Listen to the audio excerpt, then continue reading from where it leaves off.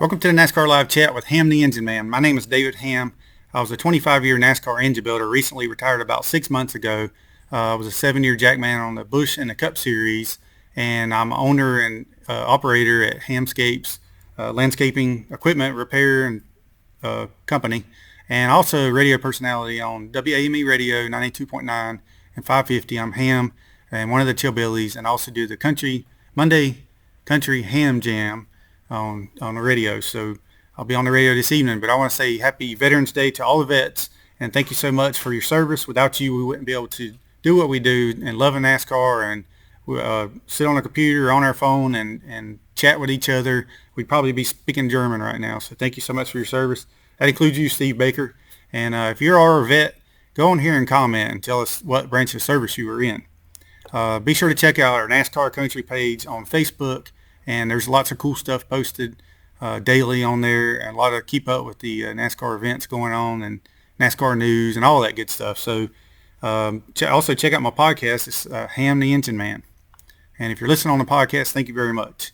But if you want to watching on YouTube, go to YouTube and do DHammIam in the search, and it'll take you right to these videos that I do every Monday evening at 7:30.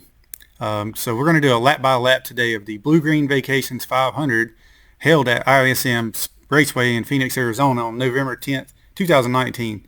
Along with lap by lap, we're going to do the news, cold beer, warm beer, point standings, finishing order, Hamm's hankies, track history, not necessarily in that order, but also for the 2020 chats. And I'm also taking suggestions on what y'all would like to hear. I mean, if you want to hear more stories about my experience at the racetracks or whatever you want to hear. But we're going to do some brief bio of a driver, car owner, or a team, and then some historic stuff there. Getting to know your fan segment, we'll talk about later, and a roving race reporter, which is if one of you go to a race and you want to send me the information you got, and then I'll mention your name and we'll talk about your experience at the racetrack. And also do some Engine Man memories. So that'll be part of me telling my stories of my experiences when I was traveling to all the races in the 7 years, and also as a 25-year engine builder. So that's been with Ford and Chevrolet. I spent 10 years building engines for Chevrolet until I switched over to the Fords, and I spent the last 16 years building for Ford over at Roush Yates Engines. So, all right, the finishing order of this race, yesterday's race was Denny Hamlin won the race, of course. Kyle Busch second, Ryan Blaney third, Kyle Larson and Kevin Harvick fifth, Martin Truex sixth, Eric Jones, Clint Boyer, Joey Logano, and Brad Keselowski rounding out the top 10. So that was 4 Toyotas, 5 Fords, and 1 Chevy. Lap by lap. So Kyle Busch was on the pole. By lap 10, Hamlin had gained 3 points on Logano and is now 17 points below the cut line. Lap 13, so Hamlin was, basically he was trying to win the race. I mean, obviously he ended up winning it to most of our dismay, but, I guess he did what he had to do. So 8 of the top 9 spots are playoff drivers by lap 13. I've noticed that in a trend over the past several years that the playoff drivers getting down to when it gets down to it, the end of the season, just like Homestead. I bet you at Homestead, we're going to finish, let's just say Harvick, Hamlin. Let's put him second. That way he's the first loser. And then the other 2 Gibbs cars. How does that sound to y'all? All right, so by lap 23, Kyle now has a 1.37 lead over Hamlin. Lap 47, 22 cars on the lead lap. So they were dropping off pretty quick. Lap 67, the caution is out. Ricky Stenhouse hits the wall. Lead cars pit. Brad Keselowski did not pit and has the lead. All right, I'll show you all the shirt right quick. See my new shirt? If you like this shirt, let's see. I'm going to put it up here in the link. So you can click on that link and get it. It's the David Hamm, the Engine Man. All right, Denny Hamlin wins to stage 1 on lap 75. So by lap 96, Hamlin now is 18 points below the cut line to teammate Kyle Busch. And then, let's see, Joey Logano wins stage 2 on lap 150. So how does a guy who's running so good all day, Joey Logano, ends up getting a lap toward the end of the race? That was heartbreaking. Lap 166, Chase Elliott, major damage to the back end of the 9 after hitting the wall hard. He blew a tire. His car towed to the garage, done for the day. Looked like, I believe, he had a left rear going down. And you kind of had to wonder if that had anything to do with the way that he was racing with Hamlin there for a little while. I mean, I don't know. Maybe. Maybe not. Lap 173, back to the green. Logano holds the lead over Hamlin. Lap 177, Hamlin takes the lead. 182, Busch and Logano are separated by 1 point. Yeah, I'm even hesitant to say Hamlin's name because I heard it so many times yesterday during the race. Lap 206, Harvick and Blaney now move past Logano. 231, Joey Logano is now in 11th place. 238, Hamlin puts Logano a lap down. Unfortunately, that's what I was just mentioning here, that lap he went down after running so good most of the day. I think he led the most laps too. Lap 312, Denny Hamlin wins his way to Homestead after winning the race. Okay, that was enough. I had said the DH word enough, you know. I was pretty bad. I got the same initials as him at this point. All right, as to what happened to Joey Logano, after winning the second stage, putting himself in position to secure his way to the Final Four, leading 93 of the 176 laps, sometimes by several seconds, Joey ended up finishing in ninth place, a lap down, and 7 points behind Kyle Busch for the final transfer spot. Unfortunately, just missed it by 7 points. Would that have been better if he would have bumped Kyle Busch out of the way? Maybe if we'd have got, let's see, Bubba got up there. I don't know. Got up there and bumped. No, the 10 car. That's what needed to happen. Needed to have him get up there and move Kyle Busch out of the way. All right, so after Chase Elliott crashed on lap 166, Joey pitted for 4 tires and restarted in the first of lap 174. He knew something was wrong almost immediately because he couldn't pass any lap traffic. So what happened? You know? So at a 1 mile track where it takes less than 30 seconds, Joey fell as far back to as 11th, a lap down to Hamlin 60 laps later. Joey says he has no idea what happened. He got 4 new tires and the team removed half a pound of air pressure in one tire. A bad set of tires, question marks. It didn't vibrate. It didn't wear funny. But you know, there are such thing as bad tires. And it happens. We used to always say that they were stacking up. They had certain places in the trailer that had the good tires that were fresh, and then they had the ones that were getting kind of dried out from the race before they had left over, and they were saving the special tires for certain drivers. Just saying. I'm not saying that's what happened, but I'm telling you, it used to happen back in the day, and it could have happened in this race. They might have said, you know what, we don't want Joey to get, we don't want him to get in there, so we'll just give him this set of tires right here. Okay, in the point standings, we have 19 Truexes leading the points, and we have 4 Harvick. In third place is 11 of Hamlin, and in fourth place is the 18th, the car of Busch, of Kyle Busch. So yeah, we have those 4. We got one chance with the Fords, and 3 chances with the Toyotas. Outside of that, it was Blaney's in 5th, Logano, Larson, and Elliott rounding out the top 8 in the point standings. So Toyota clinched the manufacturer's title. JGR won 19 of 34 races this year. And so, but on a positive note, Joe Nemechek is about to surpass Richard Petty in the number of starts in the Cup Series, or the number of NASCAR starts. And so let's go and roll into some cold beer, warm beer. All right, so the drivers that deserve a cold beer after running good typically. Then we're going to say the drivers that deserve a warm beer after doing something they shouldn't have done or not finishing good after they should have. All right, so the first one up, unfortunately, is Denny Hamlin. So he had to make up a 20-point deficit or win the race to advance into the playoffs, to the Final Four at Homestead, and he did it. So Joe Gibbs also gets a cold beer. Denny's win was 18 of 35 races this season, tying in with Hendrick's 2007 for the most wins by one organization in one season. The 1-2 finish by Hamlin and Kyle Busch is the 6th time JGR has finished 1-2 and 3. Of the 4 Gibbs drivers made the playoffs, all 4 Gibbs made the playoffs. Oh, and by the way, Christopher Bell from JGR Xfinity made the playoffs. Joe Nemechek and his son, John Hunter, completed the first father-son race since 2005 at Texas, and they ran together in all 3 races at Phoenix, which I believe that has not been done before, to run in all 3 series races. And Beer Band told me that. So what's up, Scott? Scott Trevison. All right, and cold beers to Joe Nemechek and John Hunter, of course.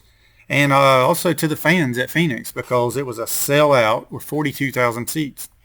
And see, that's the thing we mentioned before. Some of these tracks take seats out because it sounds better to say we sold out, and it probably does better for them as far as TV money, all that kind of stuff. Because when the TV money comes around, they can say, hey, we sold out last year.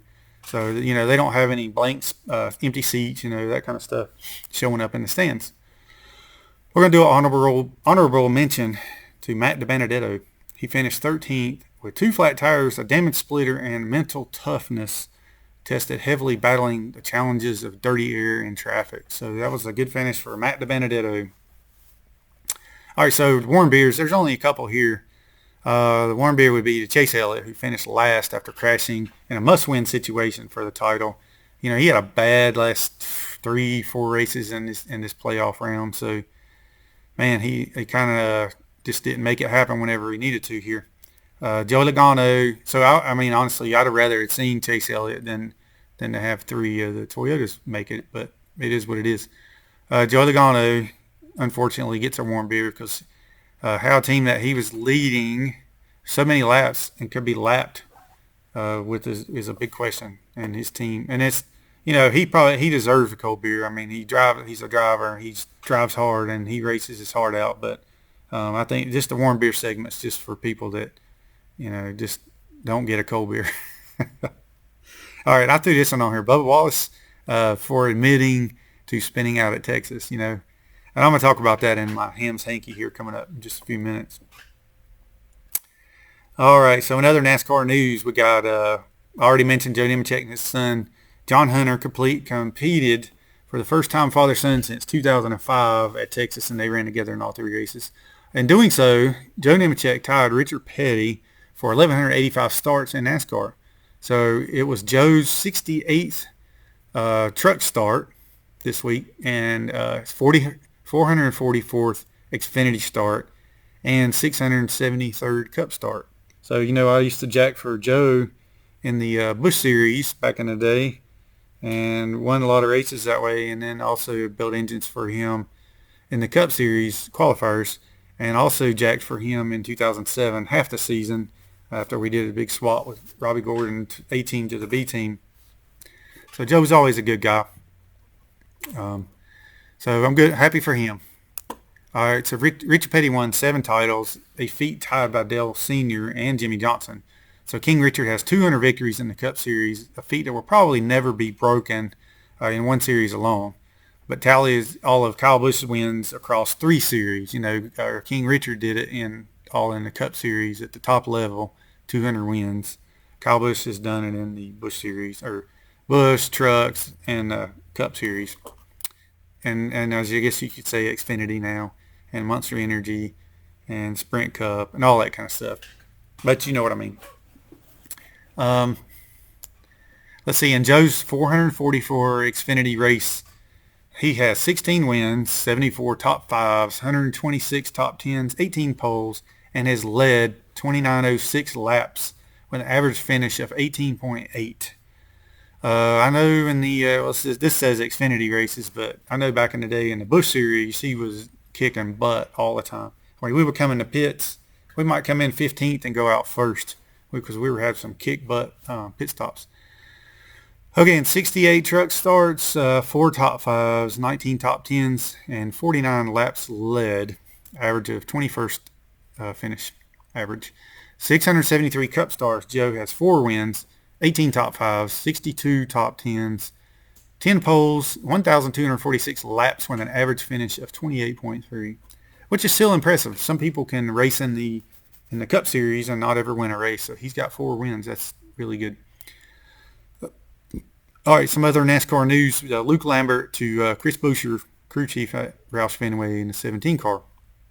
And Randall Burnett to be Tyler Reddick's crew chief on the 8 car at Richard Childress Racing. Randall is currently Tyler's Xfinity car chief. Tyler or crew chief, something like that. My notes say CC, so I guess it's either car chief or crew chief. All right, more on Roger Penske purchasing Indianapolis Motor Speedway.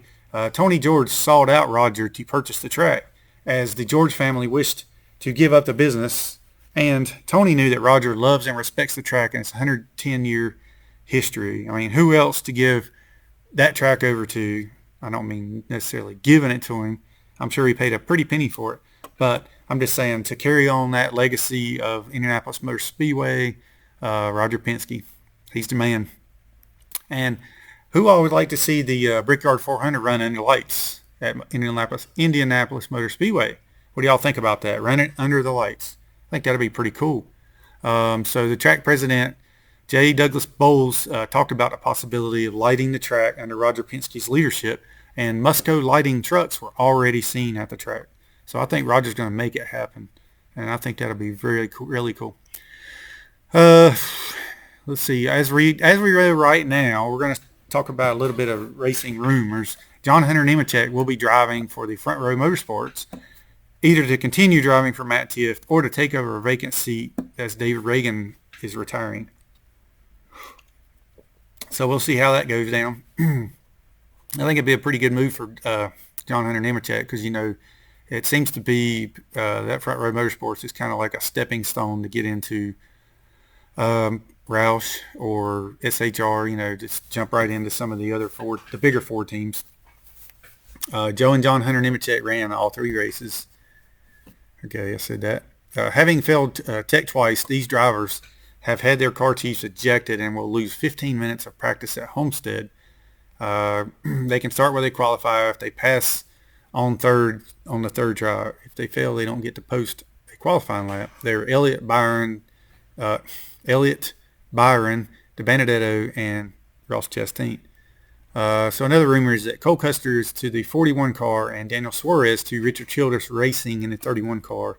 I know I had mentioned earlier in one of my other episodes that Daniel Suarez might be locked into the 41, but I still never thought that was going to be true. I think this rumor right here is more likely the truth, because I was thinking Suarez would be out and Cole Custer would be taking over that ride. So we'll see how that shakes out. It seems like Toyota has tried and taken over the NASCAR market too. So free parking by the main gate in Kentucky if you drive a Toyota. I don't know if anybody else noticed this or has seen this, but a friend of mine here, or a friend of ours right here, probably listening right now, is Michael Wright. He sent me this. It says fans that arrive at Kentucky Speedway in a Toyota, Lexus, or Scion vehicles will be directed to park in the forward sections of the Toyota parking lot, providing fans closer immediate access to Kentucky Speedway fan entrances. Sections of the parking lot will bear the names of select Toyota models to guide the fans to and from their vehicles on event days. So how about that? And that's free parking too, by the way. Provided to them by Toyota if you drive a Toyota.